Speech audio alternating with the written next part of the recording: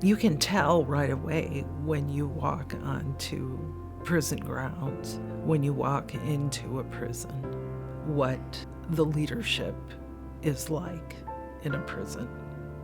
You can tell by what the grounds look like. You can tell by how the staff look. You can tell by how the inmates respond to the staff. The leader sets the expectations for the staff, what the tone of the prison will be. I made it very clear that certain things would not be tolerated, and they knew that. I didn't care who you were. If you were not doing the right thing, that you would not be in my prison.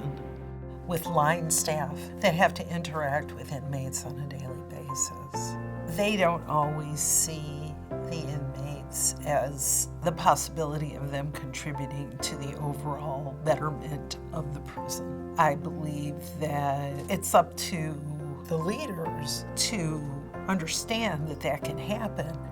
There's no way to change culture in a prison without involving inmates. Some of the best ideas that you can get for change in a prison are going to come from the inmates themselves, because often they know what works best for them.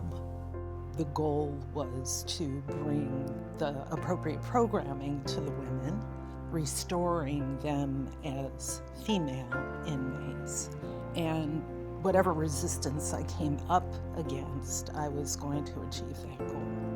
What was best for the women was always my thought, just about in every decision I made. And that's what I tried to translate to the staff. If we really, as a nation, expect our prisons to rehabilitate, then we have to look at what it is that goes on in the prisons and what we want to bring to those prisons and what the leadership would bring to the prisons. My main reason for being a warden was to help those women get better so that they would be productive citizens once they got out.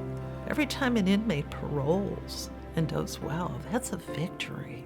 Every time an inmate gets a sentence commuted because they've done well in prison and shouldn't be there anymore, that's a victory.